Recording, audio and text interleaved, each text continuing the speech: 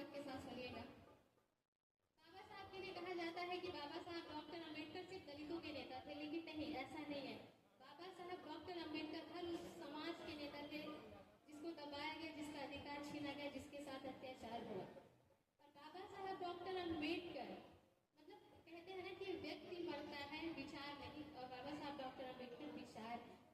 बाबा साहब डॉक्टर अम्बेडकर का मतलब ही है गलत के विरुद्ध करोड़ों लोगों के सामने अकेले खड़े हो जाना। ये बाबा साहब डॉक्टर अम्बेडकर का मतलब है।